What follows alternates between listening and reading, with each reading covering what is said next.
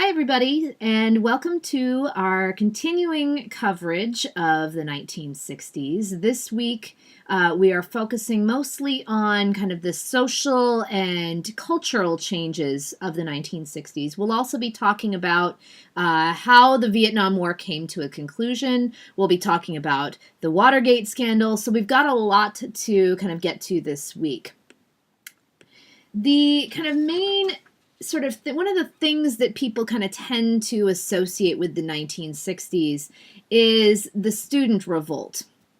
And this emerges directly out of the civil rights movement, and it was one of the biggest legacies of the civil rights movement. So it's kind of a good way to segue into our discussion of the later 1960s. Now, to understand why young people in America began to protest their society in the 1960s, we have to think about the typical character of a student leftist during this time. These individuals were growing up in an era of tremendous prosperity and material abundance, and their parents' generation had a very different, adolescence and teenagerhood. They had grown up under the weight of worldwide depression and war. So what we have in the 1960s is the baby boom generation now coming of age. These were people who were born immediately after World War II and into the 1950s, and now they are becoming teenagers. By the late 1960s, you have people who were born in, say, 1950 were now 18 years old. They are just entering college. They're the children of this affluent society in the 1950s and early 1960s. And because of this, some scholars have sort of said that that young people in the 1960s kind of suffered from what they called an illegitimacy complex. And in that sense, it was like, well, so their parents' generation had grown up under this, under the Depression, under World War II, all of the hardships and the struggle that came with that. Whereas these were kids who had never, had any kind of material struggle. They had never had to worry about, where their next meal was coming from. They had never, had to worry about whether they were going to be, called up to go to war. Although, many of them did have to worry about that with Vietnam, they found. But so this idea of them, having an illegitimacy complex is this idea that, their parents' generation was much more tested, was much more, had passed that test with flying colors. And when we call them the greatest generation today, the baby boomer generation was kind of feeling like they, maybe didn't quite measure up. Whether or not they had kind of an illegitimacy complex, a lot of people of this generation embarked on a struggle on behalf of others. They found their identity through action, so protesting, through, taking up causes. And we also have to think about what campus life was like in the late 1960s, what sort of environment these students were entering into, and how might that environment have influenced the protests that actually kind of developed. So there's this massive influx of students born after 1945 who are starting to enter college in the late 1960s.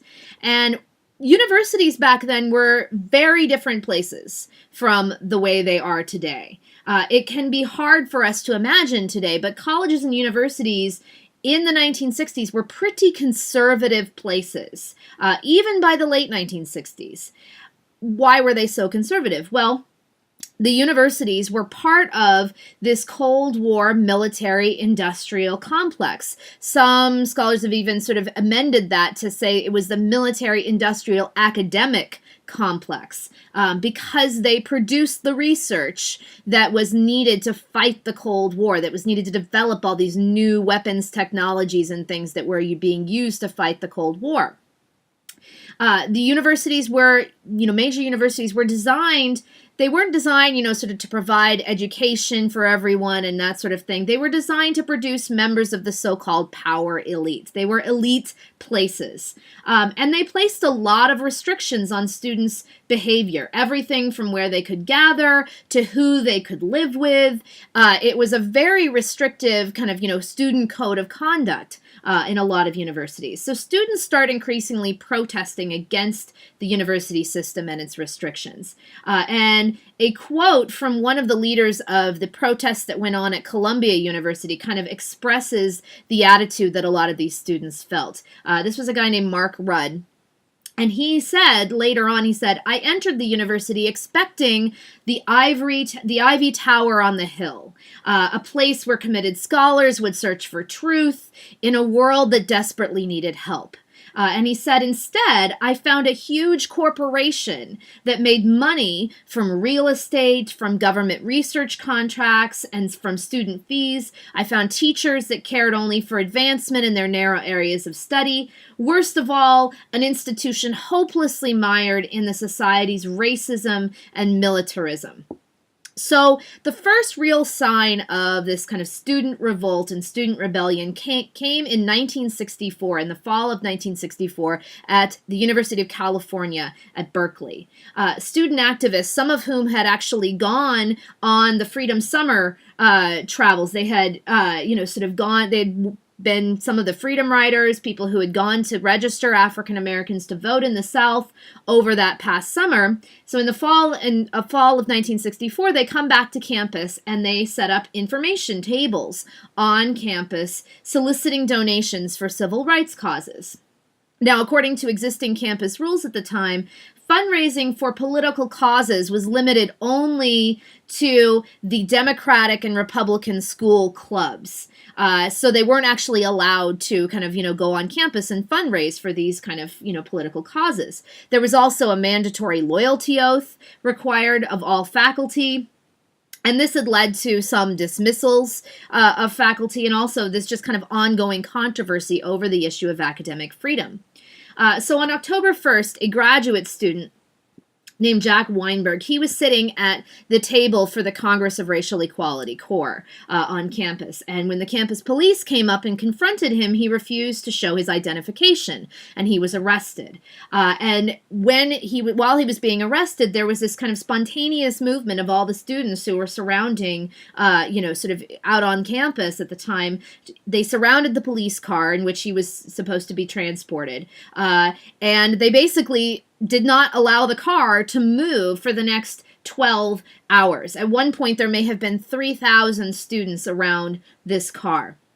And during this time, the car was used as a speaker's podium. People got up on top of it, started giving speeches. And there was this just, kind of public discussion going on, kind of a public rally going on until the charges against this student were dropped. And so the center of this protest, this was kind of sparked off the protests, and the center of the protest was Sproul Hall, which was the campus administration building. And protesters then took over the administration building in a massive sit-in. So again, they're using the techniques of the civil rights movement and kind of importing that into a new cause, this new cause of kind of student freedom and freedom of speech. The sit-in goes on for several months. It actually ends on December 3rd when the police come in and they arrest over 800 students.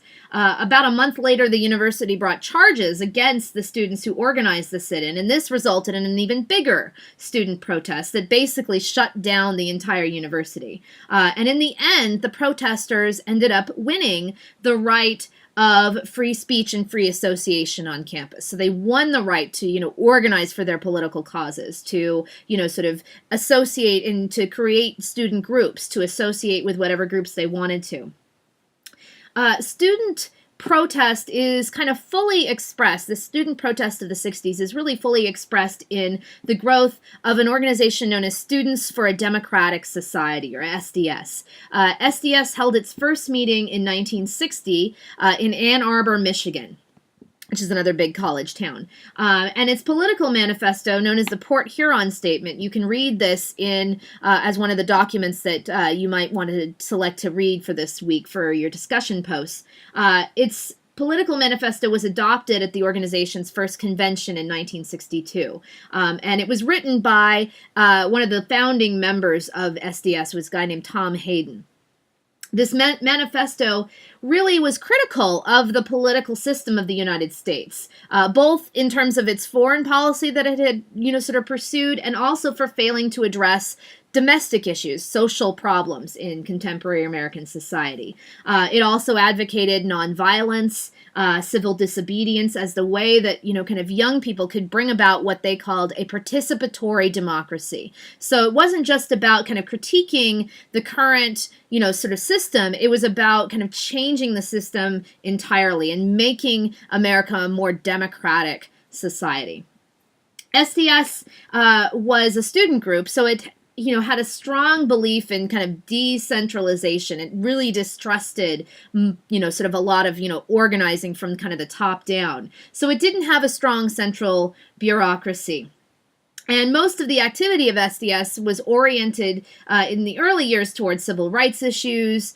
They were very much kind of collaborating with the Student Nonviolent Coordinating Committee. And they, SNCC actually played a key role in inspiring SDS. In the mid-1960s, you start to see campus chapters of SDS all over the country starting to lead demonstrations against the Vietnam War. So they, sort of begin by, protesting things like civil rights. They move on to, sort of being an anti-war movement. And we start to see it just kind of snowball from there. So that's kind of one of the big things that is the hallmark of the 1960s is the rebellion of young people and the rebellion of particularly students on university campuses.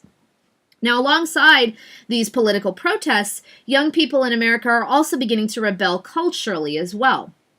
And this is what becomes known as the counterculture. This has its roots going all the way back to the 1950s with the Beat Generation.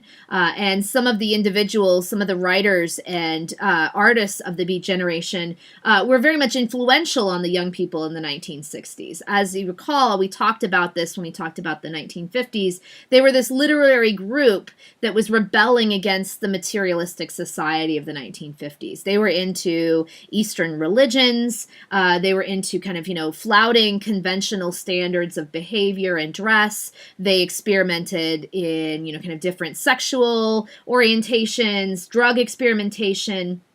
They basically advocating dropping out from a society that they considered to be irrational and senseless. And this is reflected in a lot of the poetry, a lot of the writings of the Beat Generation. They were these visible nonconformists in a society, the 1950s, that really values conformity above all else. And so they serve as this really important role model for the young people of the 1960s who want to critique their society, who want to embrace these kind of, alternative ways of living and values. Some of these, kind of groups were advocating kind of very different kind of social organizations. For example, the second picture up there on the top row is a picture of a group known as the Diggers. And they were a radical community action group living in the Haight-Ashbury neighborhood of San Francisco. They took their name, interestingly enough, from a 17th century English group protesters who had talked about, in the 17th century no less, kind of a vision of society free from all private property and all forms of buying and selling. So they were very much anti-capitalist. And the Diggers in San Francisco, they opened stores who basically just gave away things. You could go in and, take whatever you wanted. They provided free food, free medical care, free transportation, temporary housing for people. They also organized free music concerts and works of political art. So you have these, kind of community action groups as well, and, sort of setting up these kind of radically different, sort of ways of organizing society.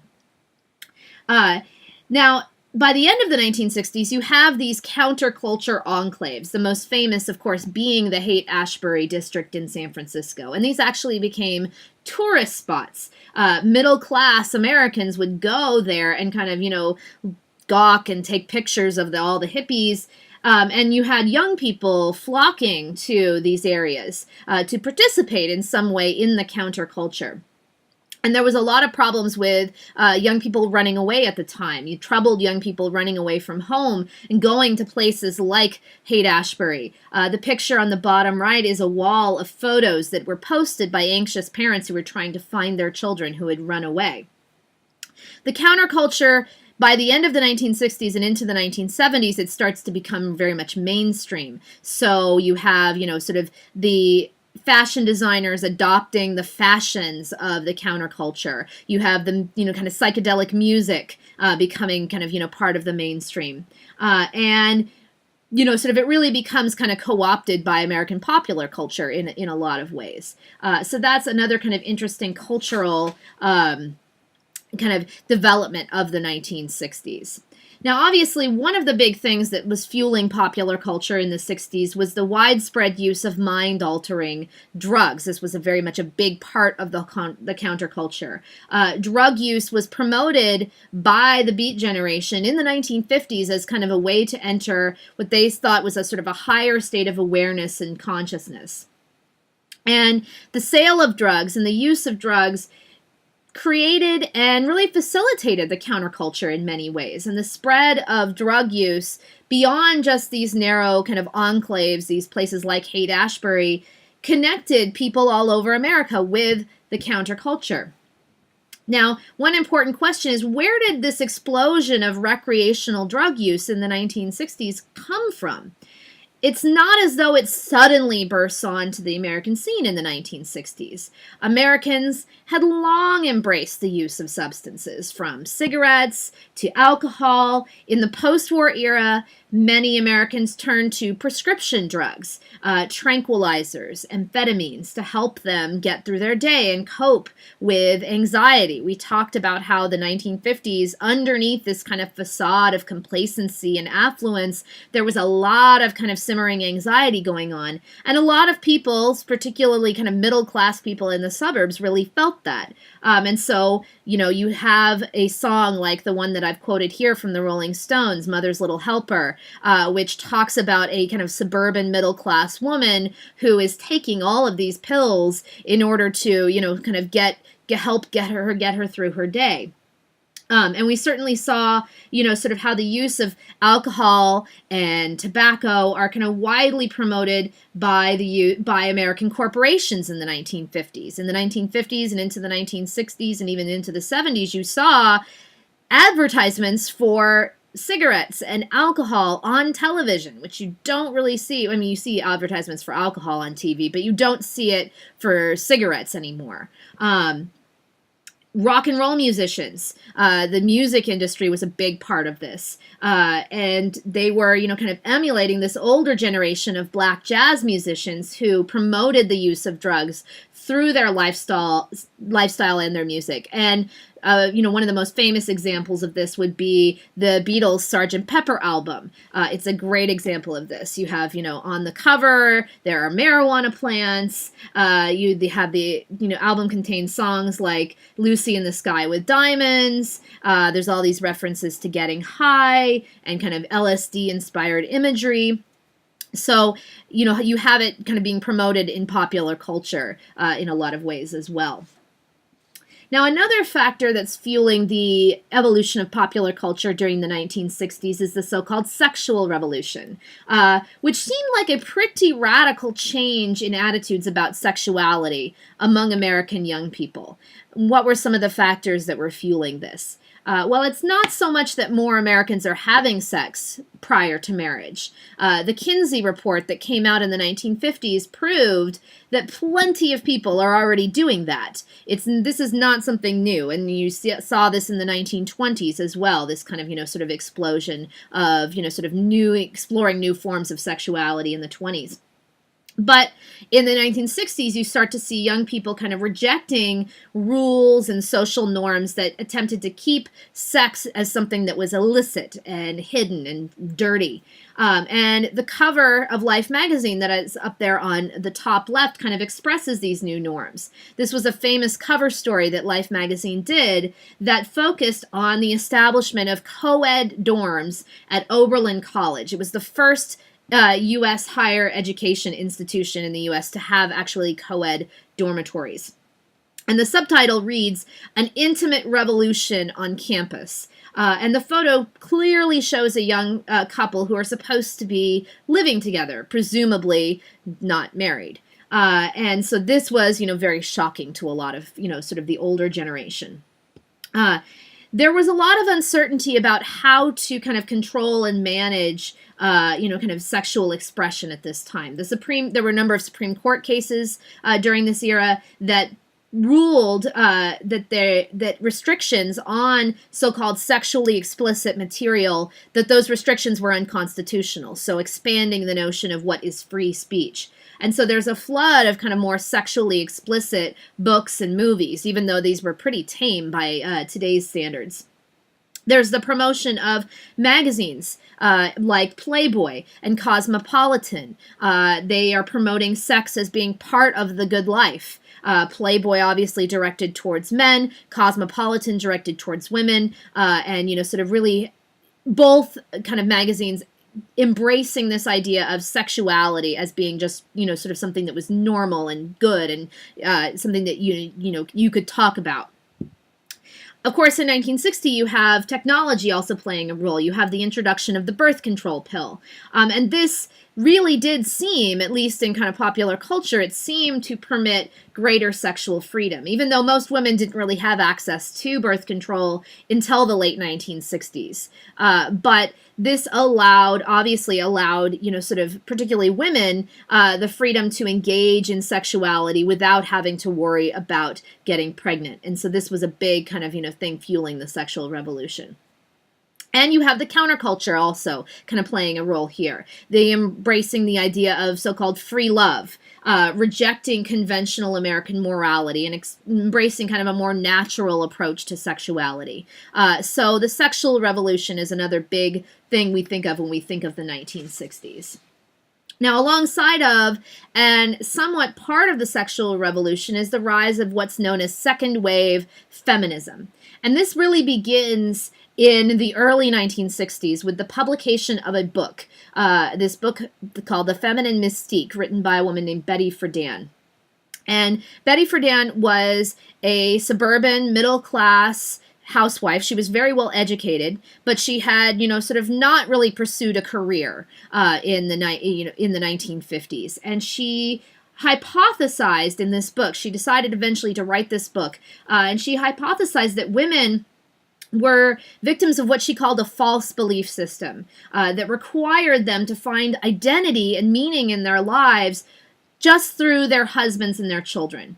So that women were kind of completely losing their identity in that of their family. And she called this the problem without a name. And she specifically kind of located this among post-war, middle-class, suburban communities. So she's really talking about kind of middle-class, suburban white women here. She suggests that men who were coming back from World War II, that they turned to their wives for mothering and to be, kind of cared for, and that women kind of embrace this. And at the same time, America's post-war economic boom had led to the development of all these new technologies that were supposed to make household work less difficult, but often this resulted in making women's work less meaningful and less valuable. So she wrote this book. It was, sort of an explosive kind of bestseller. And in the mid-1960s, she came to Washington to do research on a new book about, different patterns in women's lives. And she came into contact there with women who worked at the Equal Employment Opportunity Commission. And they were trying to put pressure on the government to enforce equal protection under the laws in terms of employment for women. And so in 1966, she met with, sort of a number of these women to discuss the possibility of founding a civil rights organization for women. And they decided, well, let's try to maybe give the government one last chance. So they drafted a resolution urging the Equal Employment Opportunity Commission to treat sex discrimination as seriously as racial discrimination. And when their resolution was rejected, Friedan said that now it's time to take the actions needed to bring women into the mainstream of American society. Now, full equality for women in fully equal partnership with men now. And so she called her organization the National Organization for Women, or NOW.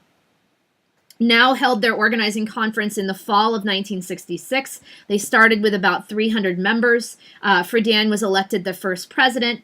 And they called for, a whole host of reforms in society. Fully equal partnership between the sexes, combating sex discrimination in the workplace, demanding things like national system of childcare, a new kind of concept of a more equal sort of style of marriage. And they said they wanted to end all policies and practices which foster in women self-denigration, dependence, and evasion of responsibility, undermine their confidence in their own abilities, and foster contempt for women. So they wanted to get rid of all of that. And they stressed that men are also kind of victims of this inequality between the sexes, that freedom for women would benefit men and benefit society as a whole. And within a year, now, and this kind of overwhelming assault on discrimination expands to include two new demands, the passage of the Equal Rights Amendment and the decriminalization of abortion. And this represented really a stunning kind of reversal. Just a few years earlier, supporters of the ERA had been predominantly the elderly, elite, kind of conservative women. Now you have, kind of the country's leading liberals endorsing the idea of kind of passing an Equal Rights Amendment. By the end of 1967, their membership had grown to about 1,000 members, but they are also starting to face a new challenge from a younger generation, a younger wave of women who are calling not just for full equality, but for social revolution as well. So we start to see the emergence of what becomes known as radical feminism during the late 1960s. And this really started, at least in some ways, it starts with this incident in 1968, on September 7th, 1968. The American public tunes in to watch the Miss America pageant in Atlantic City, and they saw something rather startling. There were about 100 women, mostly young women, dressed in jeans and miniskirts, marching up and down the boardwalk, chanting slogans like, "Atlantic City is a town with class, they raise your morals and they judge your ass," and singing songs with lyrics like, "Ain't she sweet, making profit off her meat." Some of the women were, carrying signs saying, "No more beauty standards," "Welcome to the Miss America cattle auction." They tossed what they called instruments of torture into a freedom trash can with the intent to burn it, but they were prevented from actually doing so by the city authorities. And this is possibly where that label bra burner was born. Nobody ever actually ended up burning a bra at this protest, but it might be kind of where it came from. And so this was really kind of the signal of an emergence of a more militant, more radical wing of the women's movement. And the groundwork for this had been laid in the early 1960s. So there's this generational gap in feminism going on. You have middle-aged professional women like Betty Friedan. They are kind of bringing pressure on the government in the early 1960s. At the same time you have that going on, you have younger women committing themselves to the civil rights movement, to the student movement, to other causes, anti-war protests. Most of these women were well-educated, they were white, they were that part of that baby boomer generation that had grown up in this era of unprecedented affluence. Many of them are the daughters of women like Betty Friedan. And so they began to question not just this feminine mystique that traps women in the home, but the whole society in which women like Friedan wanted to enter. So they are questioning the whole premise of kind of society and, talking about things like, sort of a patriarchal society. And so you start to see in the late 1960s and early 1970s this idea that the personal is political. And this is, sort of the idea of women's kind of liberation groups across the country calling for freedom of from oppression for women. Women begin setting up all these small groups of their own, and,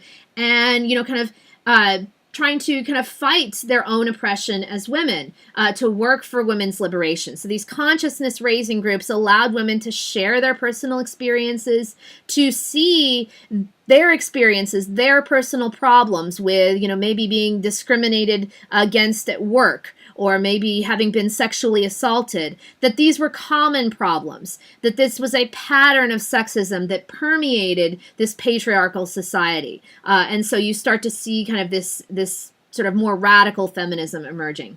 Now, very few of these women were from minority groups.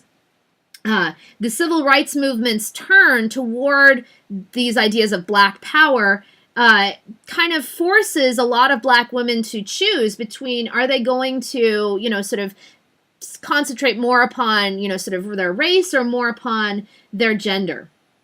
And a lot of women, from minority groups, they really found white women's claims of female oppression very insensitive to racial realities. So many Black women chose to, kind of stick with civil rights over kind of becoming involved in the women's movement for that reason, because it was, sort of so heavily dominated by kind of white, college-educated women. And this is where that, sort of the current term of intersectionality kind of, comes into play here. These consciousness-raising groups was a kind of a discussion format that was modeled on something that SNCC had done back in the early 1960s. They were kind of sharing their personal experiences and kind of, exploring, sort of exactly what, sort of sexism, how sexism worked and how it kind of, operated in society.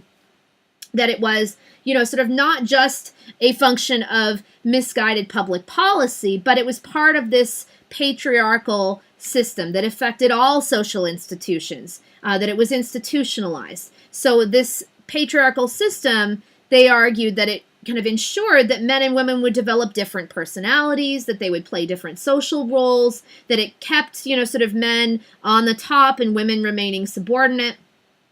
And so they called for eliminating this whole patriarchal system, drastically transforming kind of, values and attitudes. And they dismissed the lobbying efforts of groups like the National Organization for Women as really insufficient. They saw this as not being enough. Now, there were, sort of, as you're going to see, if you focus on the issue of feminism in your discussion posts this week, there were also, sort of controversies over women's sexuality as well within the feminist movement. Some women's groups did not embrace, sort of gay women as being, sort of something that, that they could, kind of embrace and, consider as being part of their group. So there were, sort of a lot of problems there as well. Now, as we've seen, advocates for women, they had fought very long and hard to pass the idea of an equal rights amendment. This goes all the way back to the 1920s. And by the early 1970s, it really seemed like society had finally caught up with this original vision that had been promoted by one of the very, kind of more militant suffragettes, Alice Paul.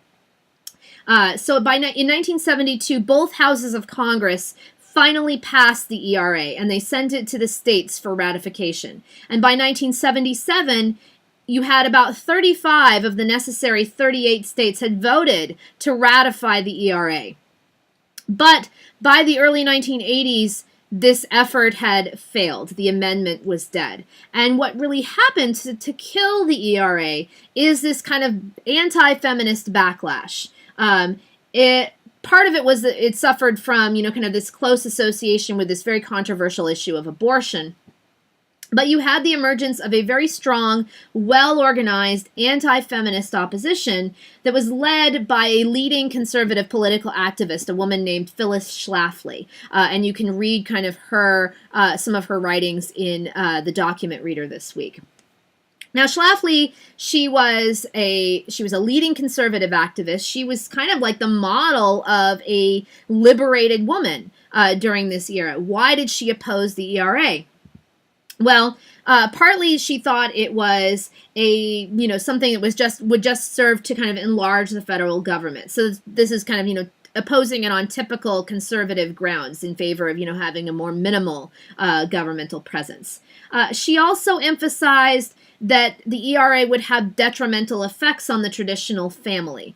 So in a lot of her writing, she talks about, sort of it destroying kind of this traditional family structure. And this anti-feminist movement that she kind of, was a part of and really led, was a movement of kind of older married women who were disturbed by the achievements and kind of the cultural style of the radical feminist movement. They were worried that this amendment would eliminate all of the traditional legal protections for women under the law.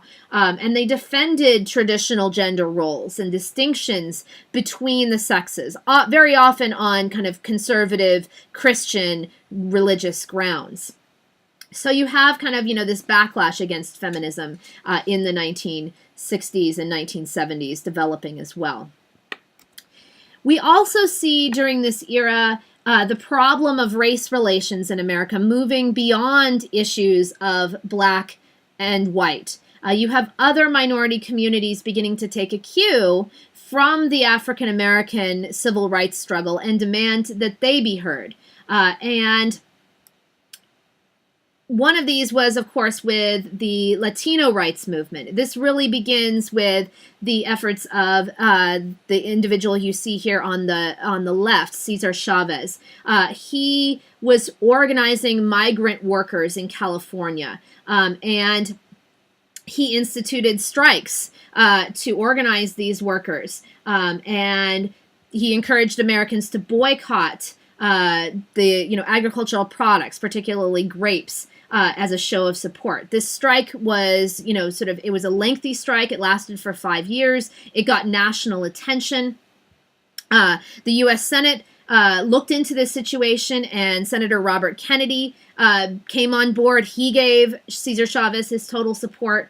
And this effort resulted in really the first major labor victory for U.S. farm workers. And in the early 1970s, the United Farm Workers, Cesar Chavez's organization, organized strikes and boycotts to protest for and to later win higher wages for the farm workers who were working for, in the agricultural fields of places like California and the American Southwest.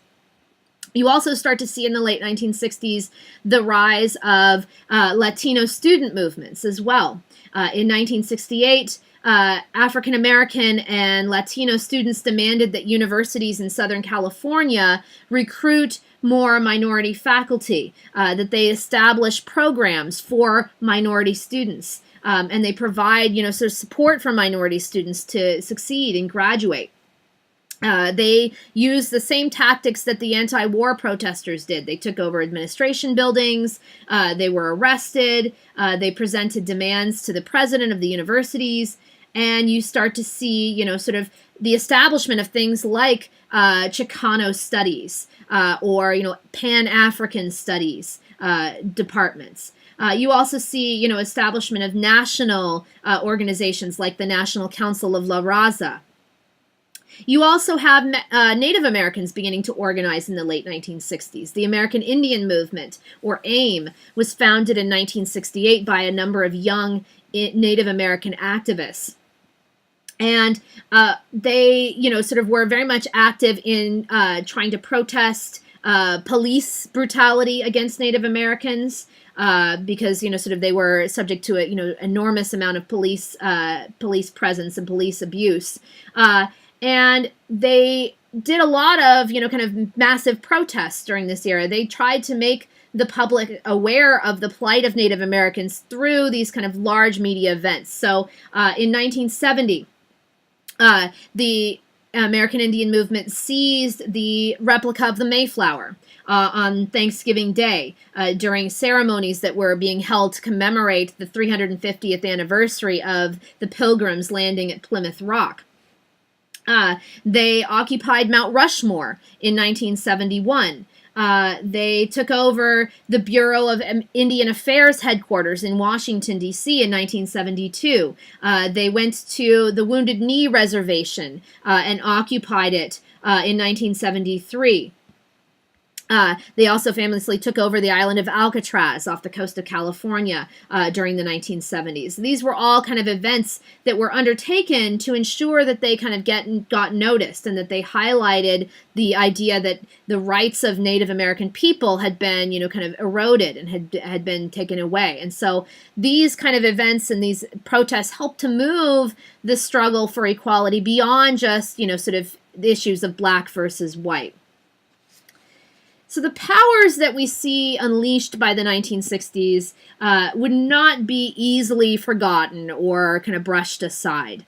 One of the biggest legacies of the 1960s is what some historians have called the rights revolution, or the rise of what would come to be known as identity politics.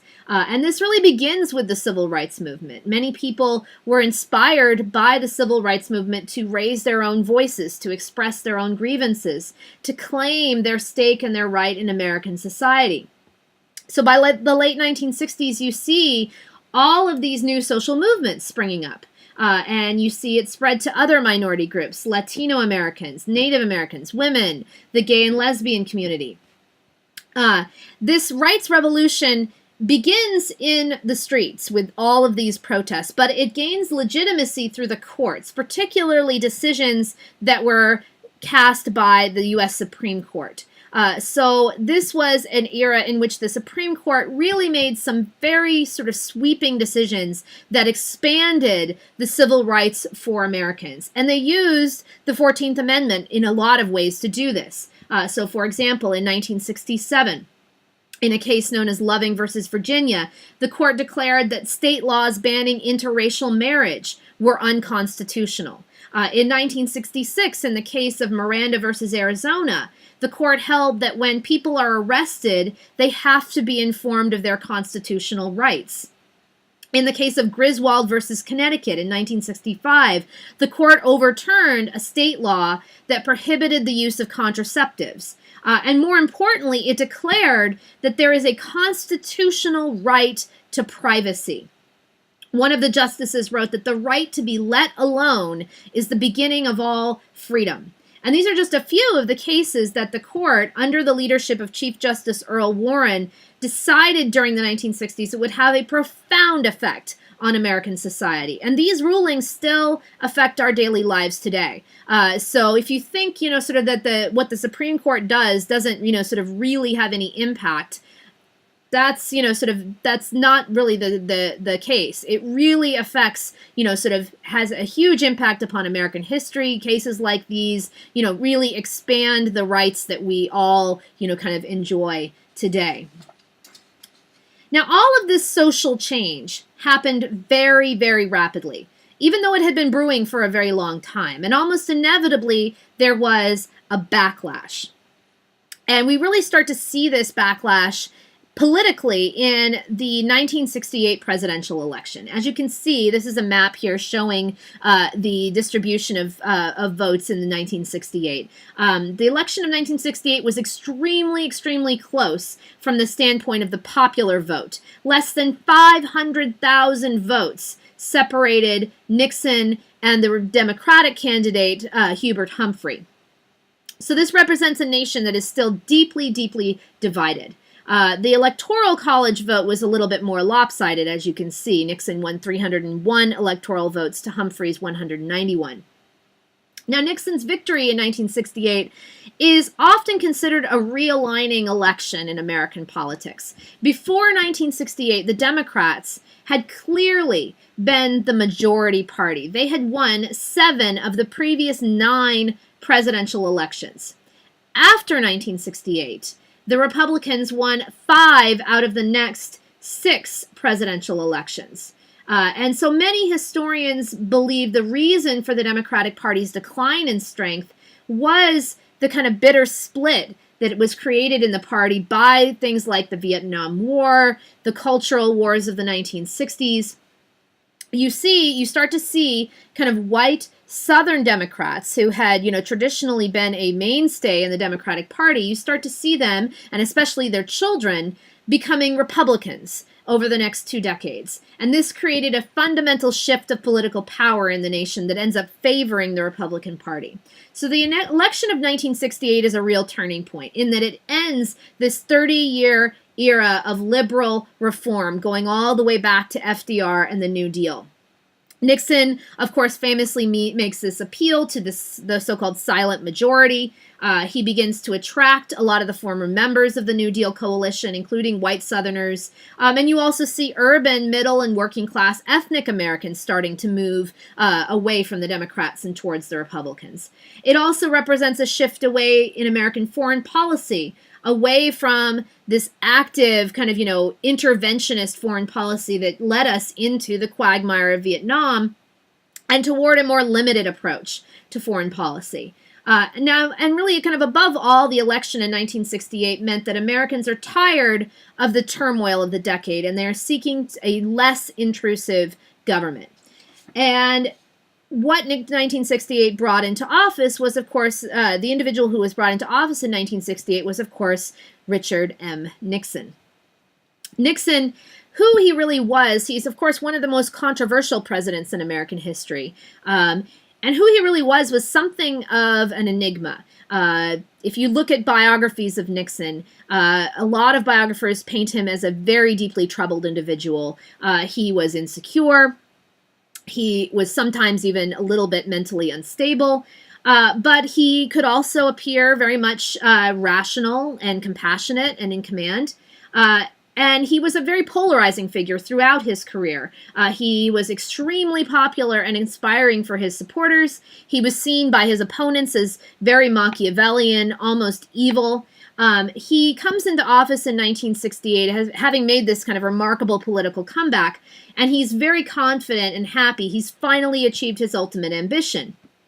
But his presidency would be very much marred by kind of anger and suspicion and hostility. And these, sort of the moodiness of Richard Nixon eventually kind of ends up governing his behavior as president. He very much believed that he had to fight, that he had enemies who were working against his good intentions, both within and without the government, outside of government.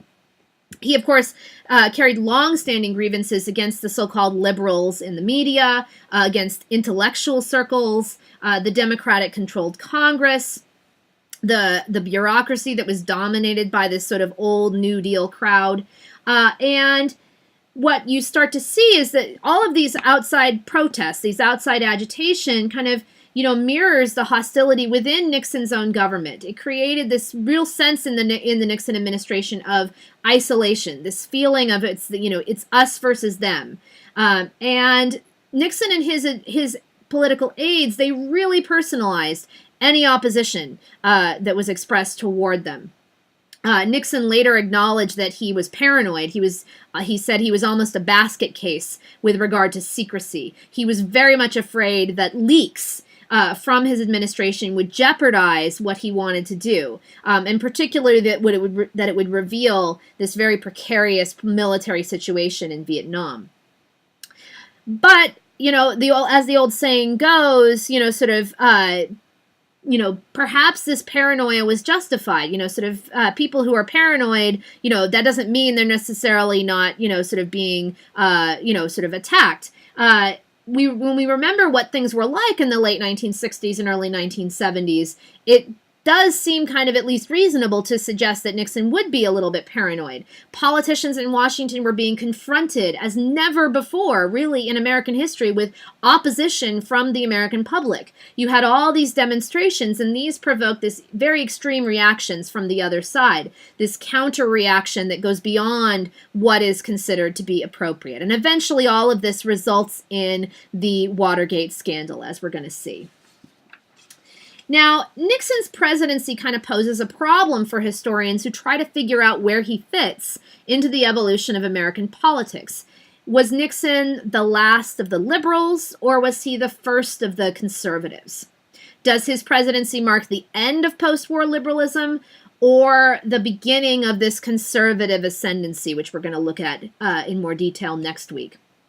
Now, this might seem like a silly question. Of course, Nixon was conservative. And looking back from the hindsight of history, it's fairly easy to see how his conservatism is obviously there. But at the time, it wasn't necessarily so obvious. Nixon did a lot of things that seemed on the surface to be very liberal. He doubled the budgets for the National Endowments of the Arts and the National Endowment for the Humanities. He proposed a guaranteed income for all Americans. He signed environmental protection laws. He expanded affirmative action. He created, peacetime wage and price controls. He embraced Keynesian economics. He dispensed with the gold standard. So all of these things seem to be kind of, very liberal. But he also does a lot of things that are very conservative. He intervened to cut back on, school desegregation. He puts a number of conservative justices onto the Supreme Court. He dismantles the Office of Economic Opportunity. He works to limit the effectiveness of environmental regulations. He starts to really transfer a lot of authority from the federal government and the public sector to state and local governments and the private sector. So how should we characterize or categorize Nixon's presidency? He was a conservative. He was really the first of the real conservative presidents, but he pursued this conservative agenda in a particularly subtle way. He never takes on big government directly, but he rather kind of cleverly and cunningly undermines liberal programs and agencies and political networks, kind of from behind the scenes. And we're going to explore a little bit about how he does that. So let's take the example of environmental protection. Nixon himself was not very interested in environmental issues, but they were becoming a big deal throughout the country in the 1970s, and so he felt a lot of pressure to develop a strong environmental agenda. So he signed the Clean Air Act in 1970. He establishes the Environmental Protection Agency. He presents a whole legislative program on environmental issues, everything from strip mining and ocean dumping to pesticides, automobile emissions, water pollution. But despite all of this, he was not a closet environmentalist. He drew a very sort of he drew a very clear distinction between what he saw as kind of sensible conservationists, people who wanted to kind of conserve the existing environment, and irresponsible extremists. So he was not on the radical environmental agenda. He refused to acknowledge the celebration of the first Earth Day in 1970. He passed a lot of environmental regulations He did pass a lot of environmental regulations, but he believed that they should be subordinate to economic growth. And so he limits the power of the EPA. Even though he's the one to establish it, he limits its power. He vetoes the Clean Water Act in 1972. He gave away a number of federally owned lands to state and local governments for the establishment of parks. And so, again, kind of taking power away from the federal government and giving it, sort of more to state and local governments, as, sort of conservatives are kind of want to do. Probably the best example of how Nixon's domestic program was really kind of conservative policies masquerading as liberal ones was this very controversial proposal that he puts forward called the Family Assistance Plan. In 1969, Nixon introduces what he calls a family assistance plan, and this plan called for a minimum guaranteed income for all American families. He proposes essentially abolishing the existing welfare system with its very complicated series of benefits and the bureaucracy that came with it, and replacing it with direct cash grants to poor people. So this is this idea, almost kind of the idea of a universal basic income that, people are, kind of touting today. Now, nobody could deny that there was something of a welfare crisis going on. Between 1960 and 1975, the number of welfare recipients had doubled. More than 24 million Americans were receiving some kind of welfare assistance by 1974. So something really had to be done. And essentially Nixon kind of, embraces this idea of, sort of wanting to replace the entire welfare system with this kind of idea of having a national minimum standard. So shifting to kind of, cash grants rather than, kind of working through, kind of this whole welfare system. So the Family Assistance Plan was seemingly kind of a very liberal goal, but it actually pursues this very conservative agenda. So what he's actually doing here is he's dismantling the welfare system, all of its agencies and programs, and kind of starving all of the liberal networks that fed off them. Now, this plan was never actually implemented. He proposes this idea. It gets debated a lot in Congress, and then, sort of eventually he doesn't make much of an effort to secure passage of his proposal, and he essentially basically allows it to expire. So he kind of reaps the benefits of proposing this plan, but he ends up, sort of not actually implementing it. And the results were that, sort of it ended up dividing Nixon's opponents, and it kind of stifles any more generous proposals for welfare reform. Nixon's able to say, hey, I proposed this plan. You can't criticize me for being, kind of anti-poverty. I wanted to give all this money to poor people, and sort of it helps to kind of, appease the right wing of his party. He's appealing to blue-collar voters here who, sort of want to see, kind of the welfare bureaucracy, kind of dismantled a bit. And so this is kind of, again, an example of his kind of conservative agenda, kind of masquerading as a kind of a liberal legislative agenda. Now, Nixon was confronted with a series of foreign policy challenges, and Nixon was really more interested in pursuing foreign policy goals in his presidency anyway. He famously said that he did not become president to build outhouses in Peoria. He was really interested in kind of, foreign policy as his, the hallmark of his presidency. So what do we see kind of developing in terms of foreign policy during Nixon's administration? One of the first things we see is an energy crisis developing.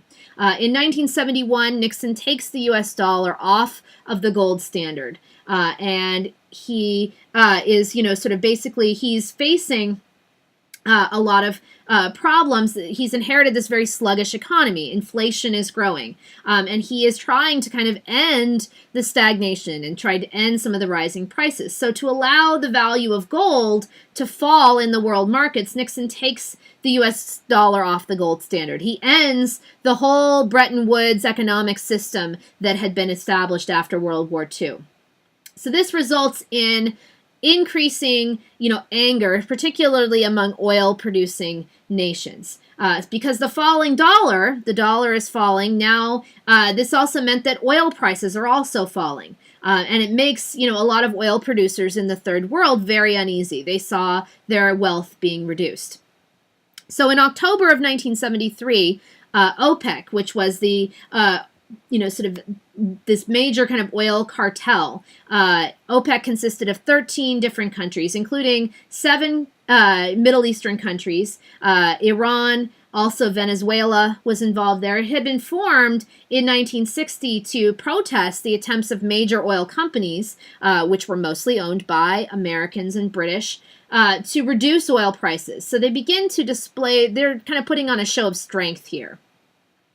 And basically what they were doing was they cut off production and they put an oil embargo on oil to the West. And part of this was in retaliation for the 1973 Yom Kippur War, the Arab-Israeli conflict that was going on in Israel. So they cut off production of oil. They put an embargo on the shipments of oil to the West. They're specifically targeting the United States here. And this causes the price of oil to just go up substantially. And what happens is that you start to see huge kind of shortages. And the government tries to put kind of price controls, and, this doesn't end up working. And you start to see these, extremely long lines at the gas pumps. There's no gas to be had. And this results in a series of recessions and high inflation that lasts all the way into the 1980s. Now, this is also an example of this challenge to U.S. hegemony in the world, coming from other places, particularly the Middle East. U.S. power is kind of, under attack. And it's an example of, how the U.S. is, kind of really, not the dominant power in the world that it had once been. Now, as I said, this results in, sort of economic, kind of real economic hard times for the United States. And by the 1970s, these were particularly difficult economic times. What we were really seeing is kind of this disintegration of this long period of post-war prosperity. Times had been very good in the 1950s and 1960s. And because of that, a lot of the presidential administrations really hadn't devoted a lot of attention to the less positive economic consequences of the Cold War. To strengthen our allies around the world against communism, the United States had promoted the economies of places like Japan and Germany, South Korea, Taiwan. We had encouraged American companies to invest in factories in these overseas nations. So by the 1970s, all of this is sort of starting to come back to haunt us. The U.S. is now facing economic competition overseas, particularly for manufactured goods. And the strong dollar made it very hard to sell American goods overseas. So in 1971, for the first time in the 20th century, the U.S. was experiencing a trade deficit. And by 1980, 3/4 of the goods that were produced in the United States were competing with foreign-made products. And the number of manufacturing workers had fallen to 28%. So you start to see, this is when we start to see the decline of American manufacturing. And the oil crisis just further exacerbated the problems. And this became known as stagflation. This was the main sort of issue that was, sort of troubling the U.S. economy during this era. Stagflation is a period of high inflation combined with very slow growth. And so stag refers to the state of economic growth. It means that it's stagnant. Inflation, of course, refers to rising prices. So you have at the same time high inflation and also very low economic growth. And it's a problem because most of the tools that the government has to direct the economy, fiscal and policy and monetary policy, can do things like trade off growth for inflation. Either you slow growth to reduce inflation, or you allow inflation to occur, and that ends up stimulating growth. Stagflation is kind of a catch-22. It creates this sort of policy bind in which anything you try to do to correct one problem can make the other problem worse. So if you try to deal with the problem of inflation, that would make the economy fall into recession. If you try to deal with the problem of slow growth, that would cause inflation to go higher. So it was this real kind of sort of catch-22. So it's the oil embargo, it's the peacetime shortages, it's these international currency fluctuations that are causing kind of America's economic problems. What were the long-term effects of this issue? So one of the things that it leads to is dramatically new attitudes towards credit and debt, and credit cards in particular. This is when we really start to see credit cards being something that's widely used in American society. It's very easy to borrow. Saving money, of course, doesn't make sense in an inflationary economy because if you just hoard all your money, the value of it is going to go down.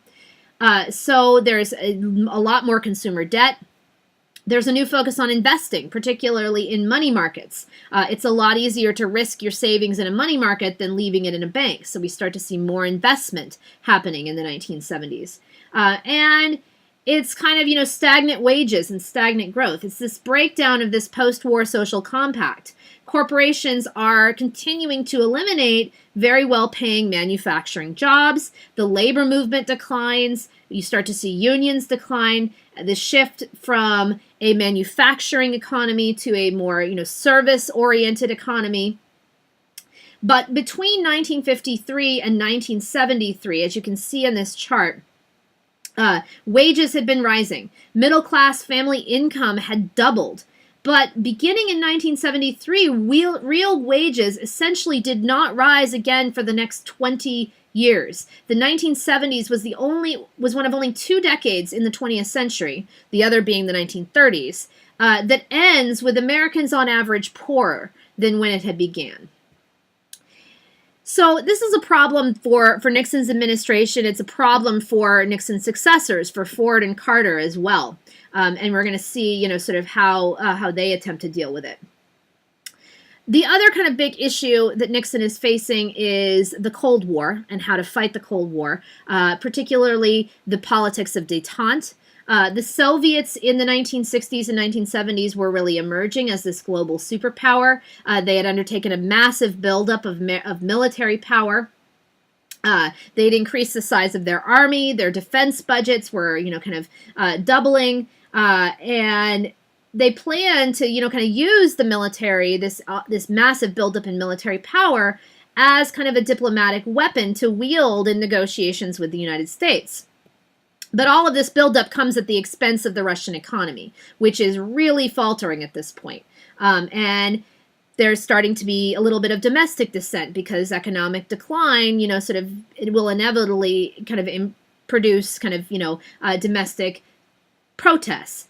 So the Russians were very much in a kind of, a position that they needed American technology and they needed American agricultural products, and Nixon really recognized this. He also recognized that the U.S. couldn't really maintain an active presence in world affairs like we had in the 1950s and 1960s. So Nixon and his principal foreign policy advisor, Henry Kissinger, they believed that the U.S. could contain the Soviets by dealing with them, rather than by escalating the arms race or by increasing America's global commitments. They realized that America has to adapt to this new multipolar system in which you have other powers, China, Japan, Western Europe, becoming major independent forces. And so they really believed that it was possible to kind of create this balance of power that would create stability in the international system. And so in 1969, Nixon describes what becomes known as the Nixon Doctrine. Basically, this was the idea that the U.S. would participate in the defense and development of allies and friends, but would leave the so-called basic responsibility for the future of these allies to those nations themselves. So it was kind of, not really getting involved in kind of declining interest in getting involved in third world development, kind of a pulling back from the rest of the world, and also, kind of increasing support for authoritarian regimes who are attempting to kind of, withstand radical challenges from within. So Nixon recognized that the Soviets needed our economic help and that they would be willing to cooperate politically to get it. And so they wanted to make a deal with the Soviets. They wanted to, this results in a number of summit meetings. There are arms control treaties. This is a very, nice picture I like because it's, sort of Brezhnev there kind of whispering sweet nothings in Nixon's ear. They look, very, very chummy and buddy-buddy. And so this is what's known as kind of détente in the 1970s. So we see a bit of a lessening of the Cold War tensions going on here. The other kind of big thing that Nixon tried to do in terms of foreign policy was opening up relations with China, normalizing relations with China. And this was part of Nixon's grand strategy to bring the communist nation of China into the ranks of the great superpowers to provide kind of a counterbalance to the Soviet Union. So he's kind of trying to play the Soviet Union off the Chinese and vice versa. And so Nixon comes in, he, sort of basically wants to, kind of normalize relations with China. And so he begins to tone down a lot of the anti-Chinese rhetoric. They reduce trade and visa restrictions. They start to, reduce the numbers of U.S. troops at bases around China.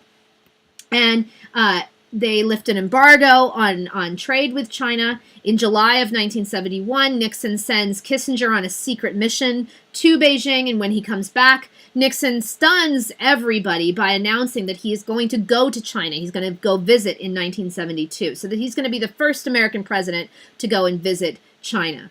This trip was a huge success, at least from a PR standpoint. They sign a friendship treaty, trade opens up, the Chinese are allowed to enter the United Nations. And basically what he was trying to do here was kind of triangulate his diplomacy. This allowed Nixon to negotiate with the Soviets from a position of power. Now he's kind of, playing off the Chinese against the Soviets, and he's able to do this, rather successfully. And it's still seen by many people as one of the kind of triumphal moments of Nixon's presidency, his visit to China. Now, of course, while all of this is happening, the war in Vietnam is still going on. It's still occurring. And in November of 1969, as massive protest demonstrations are happening in Washington, D.C., stories are beginning to surface about a massacre of civilians in Vietnam that had occurred the year before. A journalist named Seymour Hersh, he had heard rumors about this episode that had happened at the village of My Lai, and he was able to piece together an account of what had happened. My Lai was allegedly supposed to be harboring a number of members of the Viet Cong. And so an American infantry company, the C Company, was helicoptered into the village in March of 1968 to supposedly go in and clear out this village of members of the Viet Cong. This company had suffered very heavy combat losses, and now they were going into this village. They were prepared to face more enemy soldiers. Instead, what they find is a village of women, children, and old men. And American soldiers who are, very frustrated with the fact that the local population is, complicit, is helping the Viet Cong. They're living in constant fear of ambush, of being ambushed by the Viet Cong. And they had been, sort of become kind of almost numb to the destruction of the war. There was very fuzzy distinction between combatants and civilians in Vietnam. But for whatever reason, American forces go into the village of My Lai and they lose control. And the soldiers afterwards later said that they were convinced that any and all villagers could be a threat. One general said that he even suspected mothers carrying babies of having loaded hand grenades. And so the American soldiers go into the village of My Lai and they kill hundreds of civilians, primarily old men, women, children, babies. Some were reportedly tortured and raped. Dozens were herded into a ditch and executed.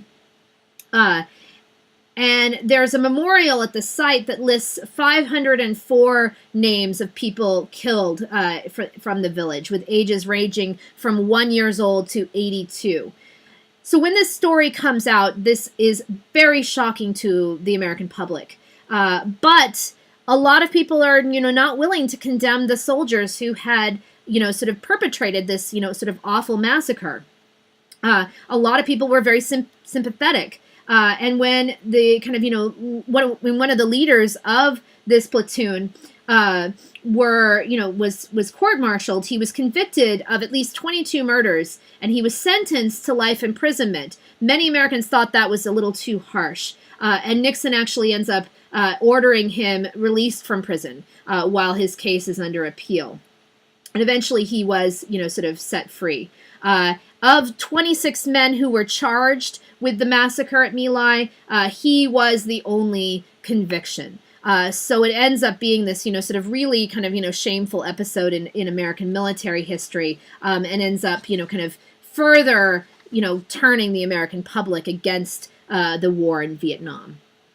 So now Nixon has all these foreign policy ambitions, but all of this really depends upon him finding some kind of solution to this terrible debacle of Vietnam. He has to try to silence domestic opposition and at the same time kind of keep America, keep America's position of strength.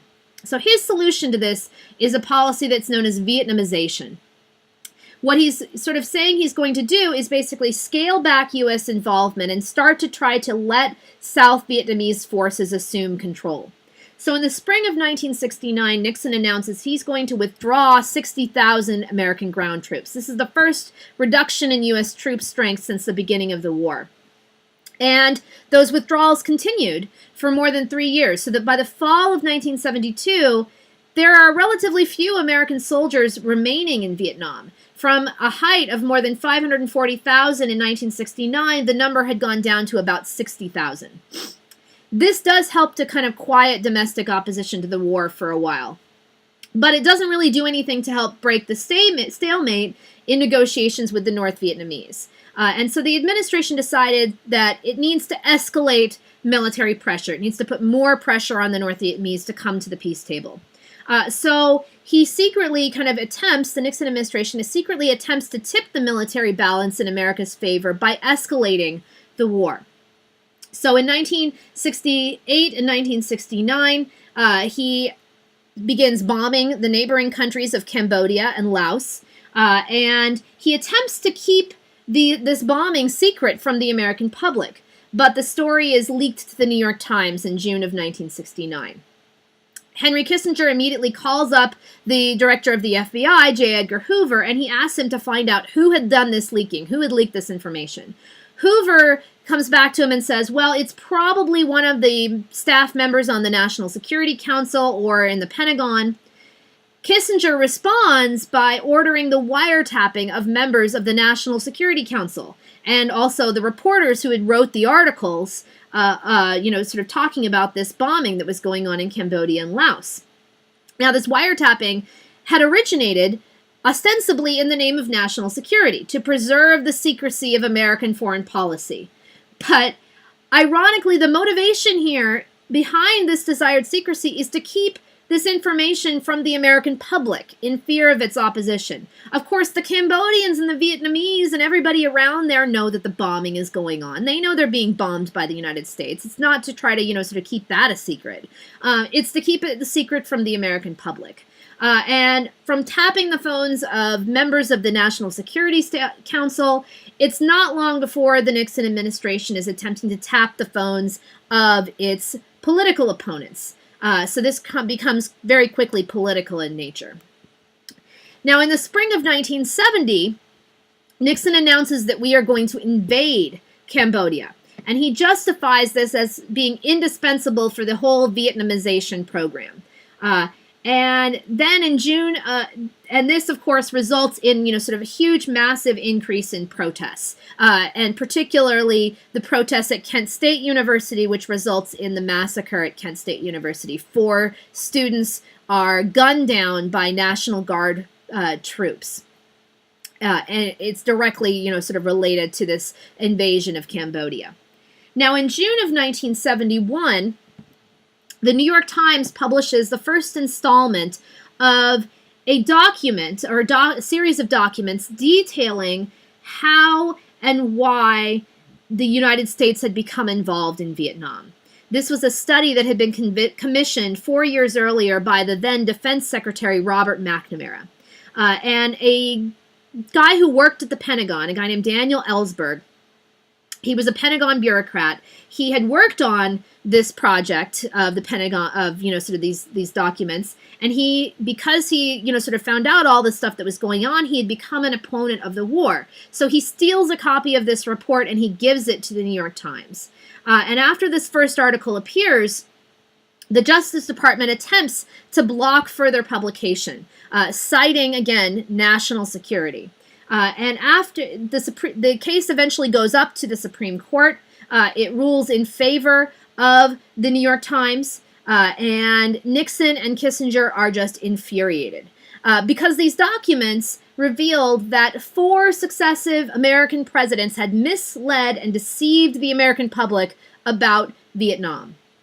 Now, that didn't implicate Nixon, sort of himself, because these documents had been written before the Nixon administration, but because this is just so awful, and because he did not trust the FBI to handle the investigation into this case, and because he wants to discredit and destroy the anti-war movement, Nixon establishes secret operations within the White House, known as the so-called plumbers, to stop unauthorized leaks of government information. This is, of course, going to later lead to the 1971 break-in at the Democratic Party headquarters in the Watergate Hotel that begins the downfall of the president. Meanwhile, the war is raging on. March of 1972, the North Vietnamese mount this huge offensive, the largest since 1968. American and South Vietnamese forces managed to halt the advance of the North Vietnamese, but it's very clear that without American support, the South Vietnamese would not have succeeded. They would have been overrun. So this policy of Vietnamization doesn't seem to be really working here. Nixon then orders the American bombing of targets near Hanoi. He calls for the mining of 7 North Vietnamese harbors. So again, the war is beginning to, escalate once again.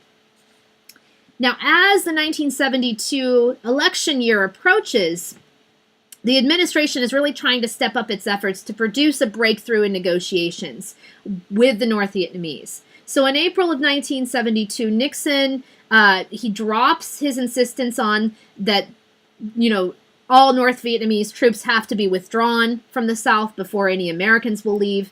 Kissinger meets privately with the North Vietnamese foreign secretary to kind of work out terms for a ceasefire.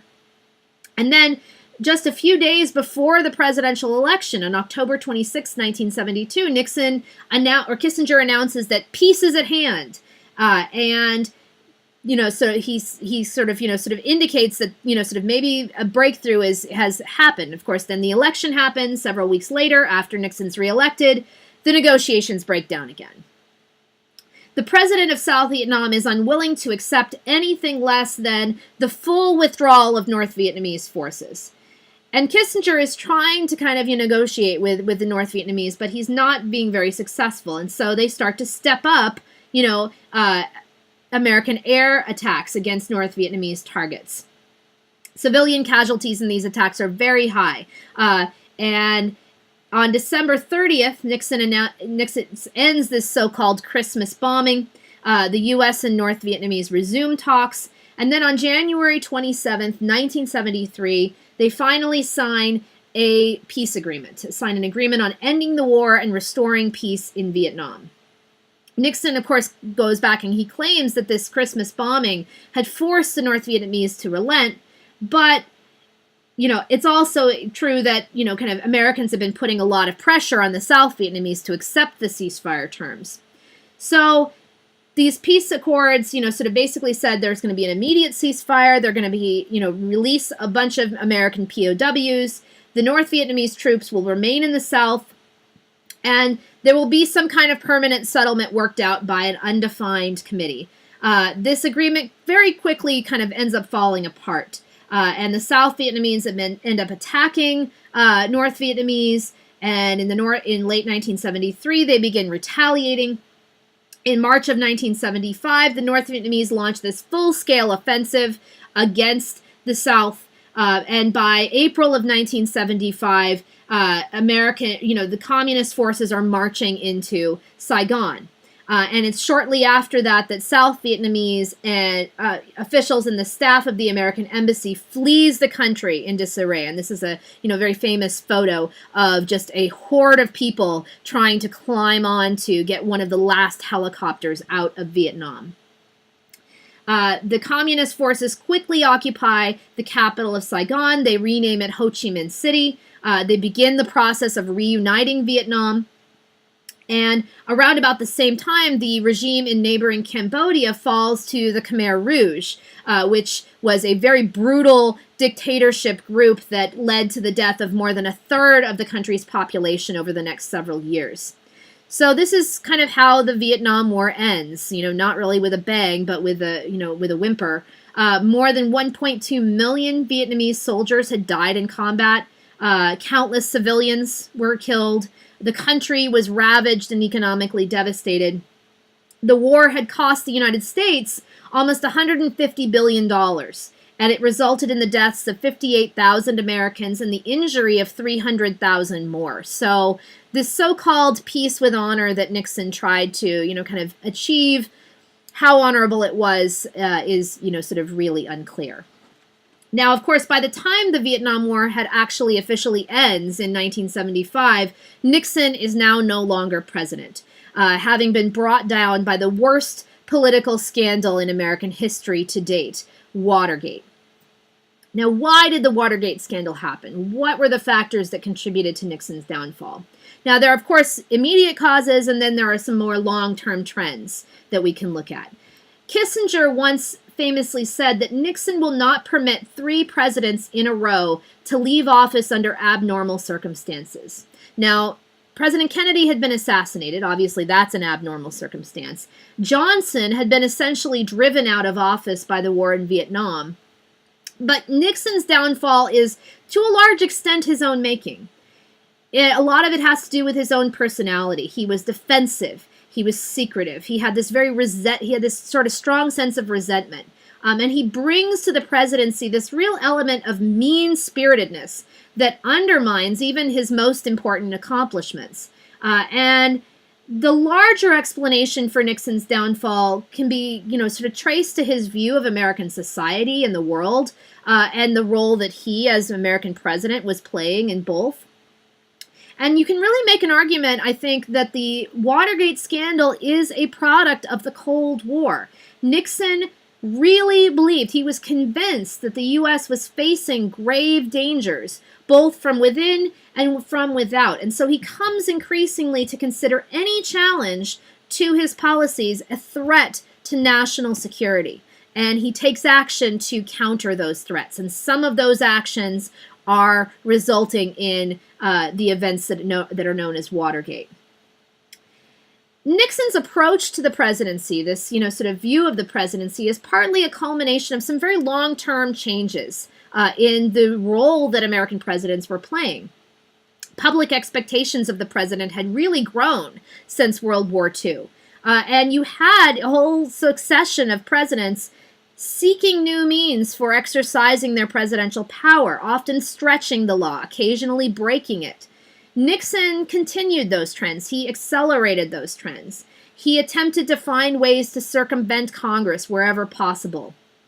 He constructed a hierarchy of command in the White House in which, kind of virtually all executive power was concentrated at the top. And so he becomes kind of mired in this pattern of illegalities and abuses of power that begin to surface in late 1972. So what exactly happens to bring him down? This is just kind of a brief synopsis. So on June 17th, 1972, 5 men were arrested for breaking into the offices of the Democratic National Committee in the Watergate office complex. This is a huge complex in Washington, which has like hotels and restaurants, and it's got a hotel and a restaurant and a barber shop and all these sort of stores and things. And it also had some office space, and one of the offices was being occupied by the Democratic National Committee. Now, this is an election year. Remember, they're sort of trying to get Nixon out of office, and so when the Washington Post begins to investigate this, reporters Bob Woodward and Carl Bernstein, they begin looking into the background of these men who were arrested for breaking into the DNC. And they discovered that among those involved were former employees of the Committee to Re-elect the President. This was a committee that had been set up by Nixon. He had chosen to base his re-election efforts inside the White House rather than let the Republican National Committee handle things. He didn't, sort of trust the Republican National Committee to handle his re-election campaign. So the Committee to Re-elect the President, the CRP, or as a lot of people ended up calling it, CREEP, sort of one of the burglars had actually worked inside the White House. And he had it turned out, they ended up following the money, the reporters ended up following the money, and it turned out that they had been paid for this break-in from a secret fund of the Committee to Re-elect the President. So if you donated money to Nixon's campaign, you were donating money to allow these burglars to go in and break in and, try to steal secrets from the Democrats. And this fund was controlled by members of the White House staff. So early in 1973, the Watergate burglars go on trial. And one of the defendants, a guy named James McCord, he was a former CIA agent, and he, under questioning from the judge, he agreed to cooperate with the grand jury and also a special Senate investigating committee that had been set up. And it's McCord's testimony that really opens the whole floodgate of confessions, one sort of incident of illegality after another. And eventually, the White House counsel, President Nixon's personal lawyer inside the White House, eventually comes forward and he says, Nixon knew about these efforts, not necessarily about the break-in, but about efforts to try to cover up the break-in. He knew about those himself. So essentially there's two different scandals going on here. There's this pattern of abuses of power involving the White House and the committee to re-elect the president, which include, but are not limited to, the Watergate break-in. There are all these dirty tricks that were conducted during the presidential campaign. There's wiretapping of government officials and reporters going on. There's all sorts of stuff. There's even breaking into Daniel Ellsberg's psychiatrist's office to try to find dirt on him. The other scandal, and the one that really ends up bringing Nixon down, is the way the administration tries to manage these investigations of these alleged abuses. This pattern of behavior that becomes known as the cover-up. Nixon probably did not know about the break-in and the Watergate in advance, but he was involved in illegal efforts to cover it up. Nixon, of course, continues to insist that he's innocent, but when it's disclosed that the White House taping system had recorded virtually every conversation in the Oval Office during this period in question, the investigation quickly centers on the content of those tapes. Everybody wants to get a hold of those tapes. Nixon says, no, I'm not going to release these tapes because of executive privilege. I need to protect my staff and I need to protect the office of the presidency. And he refuses to release these tapes. His refusal ends up being the thing that starts to lead the House of Representatives beginning to explore the possibility of impeachment. And eventually the case goes all the way to the Supreme Court. The Supreme Court rules in case of U.S. versus Nixon unanimously that Nixon has to release the tapes. And when they come out, it provides the so-called smoking gun that irrefutably proves that Nixon had been involved in the cover-up. The recordings disclose that 3 days after the break-in, the president had ordered the FBI to stop its investigation. So now it's pretty certain that he's going to be impeached, and it's pretty clear that he's going to be convicted by the Senate. Now, for several days, Nixon, who is possibly at this point on the verge of a, sort of mental breakdown, considered what to do. And the nation is really kind of holding its breath here. Is he going to basically kind of say, is he going to say, I'm not going to leave. I'm going to, sort of command the military to, sort of keep me in office. This was a real concern at the time. People were afraid that he was not going to be, be forced out of office. Finally, on August 8th, 1974, he announces he's going to resign the office of the presidency. And he leaves Washington the following day, and his vice president, Gerald Ford, assumes the office of the presidency. So this kind of, sort of leads to, Watergate ends up leading to a huge, it leads to a lot of reforms. A lot of legislation is passed in the wake of Watergate to try to make government more transparent, to try to curtail some of these abuses of power that the executive branch had been, doing. It also leads to a, even further kind of disillusionment of the American public. Obviously, this is, sort of a huge scandal. And the fact that the president had resigned was, sort of just really, kind of unprecedented in American history. And it really ends up, sort of leading a lot of people to kind of conclude that there's just hopeless amounts of corruption and that, sort of the American political system is broken. And we're going to see some of the consequences of that when we talk next week about the rise of the conservative movement in the 1970s and 1980s and, sort of how that affects the American politics moving forward. All right, so that's it for today. And if you guys have any questions, please do post them in the general questions forum or email me. I'm always happy to help. And I will see you guys next week.